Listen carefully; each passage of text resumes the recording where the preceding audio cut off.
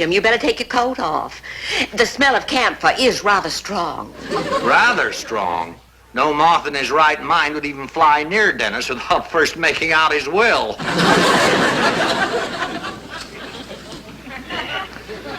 Here, Fremont! Mrs. Wilson? Well, dear, if you're going to wash him, I'm afraid you're going to have to go home and take off all your clothes and even take a bath yourself. Gosh, Mrs. Wilson, how much you gonna pay me for Fremont? 25 cents. And I gotta take a bath first? Jeepers, Mrs. Wilson, it isn't worth it. But for 50 cents, you've got a deal. Well, this is a special occasion. All right, Dennis, it's a deal. Gee, thanks, Mrs. Wilson. I'll be right back. Oh, great Scott!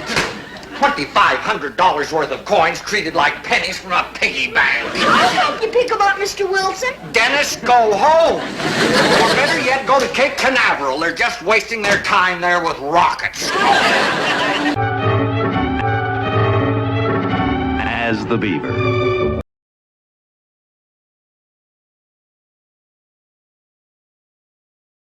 Leave It to Beaver. Leave It to Beaver is one of the most iconic television shows of all time, and it's celebrating its 60th anniversary this year. Please welcome Beaver and Wally themselves.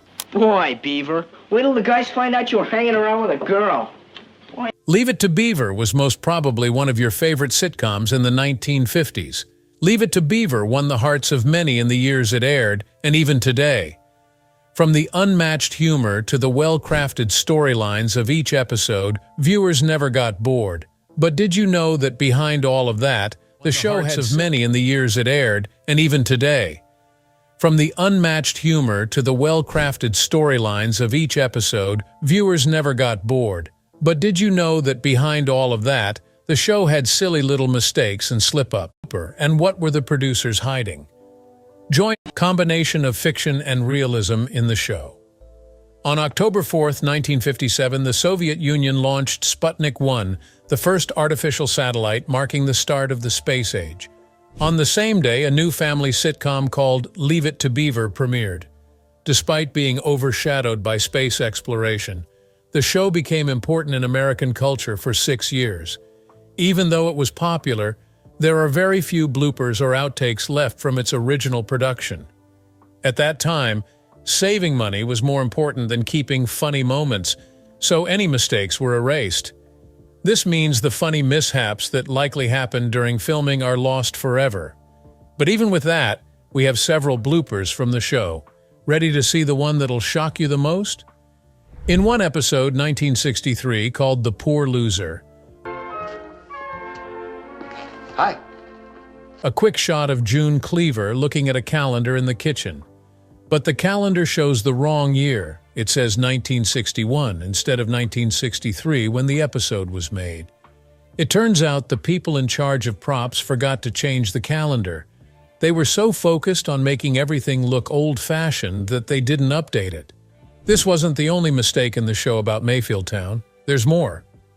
At the show's beginning, Wally is said to be 12 years old and Beaver is almost 8, which is a 4-year age difference. But in the final season, Wally ages 5 years while Beaver stays the same age at 14.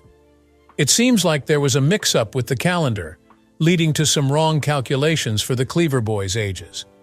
In another episode, Wally's friend Eddie says the book 2 years before Charles Dana wrote The Mast, but he got half the name wrong. The book was actually written by Richard Henry Dana, Jr. It seems like Eddie isn't as smart as he thinks. These mistakes just make the show more charming. Not everything was perfect in the Cleaver household or Mayfield.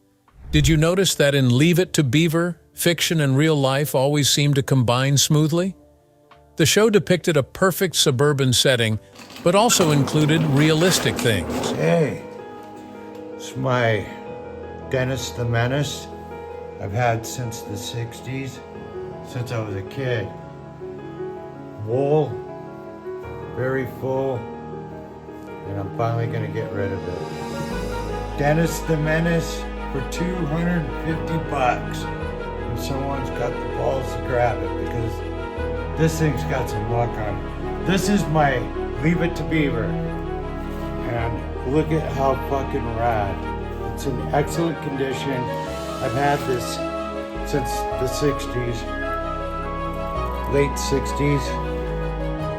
And it was actually given to me by a fake uncle when I was a kid. And it almost fit when I got it. And then he said I'd grow into it.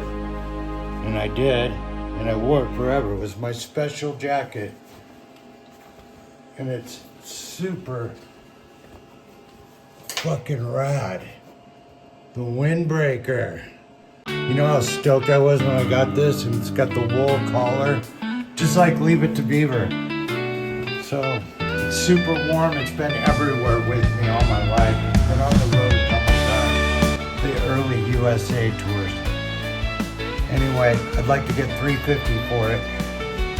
So, I hope someone gets this and really appreciates it. I love this jacket. Love it. Super solid. The towel zipper. From the day, America. And then it's got the heavy duty, look at this zipper setup.